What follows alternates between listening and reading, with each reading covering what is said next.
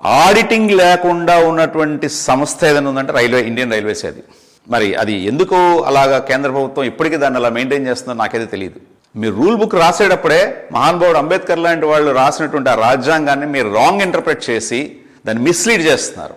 ఒక వ్యక్తికి తను ఎందుకు కష్టపడతాడు, అది అంబానీ కావచ్చు, అదానీ కావచ్చు, రిక్షా దొక్కేవాడు కావచ్చు, కుటుంబం కోసం, తన పిల్లల కోసం, తన భార్య కోసం, తన తల్లిదండ్రుల కోసం, తన కుటుంబం కోసం.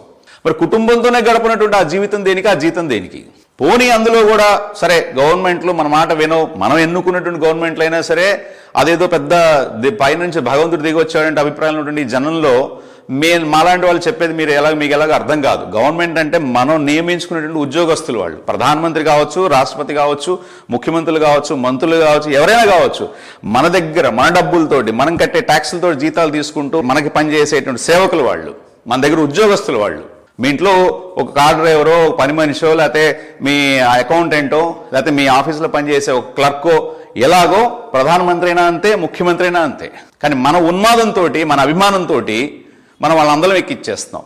మన మాట వినే స్టేజ్ వాళ్ళు ఎప్పుడో దాటిపోయారు, కొన్ని దశాబ్దాల క్రితమే దాటిపోయారు వాళ్ళు. ఈ రైల్వే ఉద్యోగస్తులు ఏదైతే బాధలు పడుతున్నారో, నేను బాధపడుతున్నానో, అది నిజమైన పక్షంలో ఇలాంటి వాళ్ళంతా కలిసి కోర్టులో ఎందుకు కేసు వేయట్లేదు?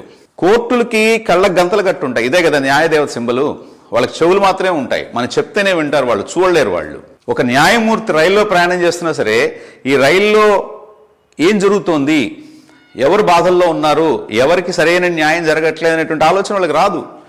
ఏసీ ఫస్ట్ క్లాస్లో కూర్చొని ప్రయాణం చేసేటప్పుడు వాళ్ళకి స్పెషల్ భోజనాలు వచ్చాయా లేదా, లేకపోతే వాళ్ళకి స్పెషల్ సౌకర్యాలు వచ్చాయా లేదా ఇంతవరకే చూస్తారు. ప్రతి పోలీస్ స్టేషన్లో ఆ జిల్లా ఎస్పీనో లేకపోతే ఆ టౌన్ సిఐఓ ఎవరో ఒకళ్ళు వచ్చి వాళ్ళకి కావాల్సినటువంటి సౌకర్యాలు ఏర్పాటు చేసి వెళ్ళిపోతుంటాడు. నేషనల్ హ్యూమన్ రైట్స్ కమిషన్ వాళ్ళు ప్రయాణం చేసినా సరే, సాక్షాత్తు ప్రధానమంత్రి ప్రయాణం చేసినా సరే, ఇటు ఇంజిన్ దగ్గర ఉన్నటువంటి ఈ లోకో పైలట్ బాధలేంటి, అటు చివరి గార్డు బాధలేంటి, మధ్యలో తిరిగే టీసీలు బాధలేంటి, వాళ్ళు పట్టించుకోరు.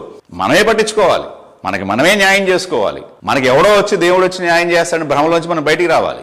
కనీసం చూసేవాళ్ళు, లేకపోతే ఇలాంటి వీడియోలు విన్నటువంటి వాళ్ళు, గూగుల్లో చదివినటువంటి వాళ్ళు స్పందించి, అందులో లాయర్ సోదరులు అయితే ఖచ్చితంగా వాళ్ళు కేసులు వేయడం ద్వారా మాత్రమే ఇటువంటి సమస్యలకు పరిష్కారం దొరుకుతుంది. ఎందుకంటే మీరు ఎన్ని ఉత్తరాలు రాసినా, ఎన్ని ఈమెయిల్ పంపించినా ప్రభుత్వం స్పందించదు.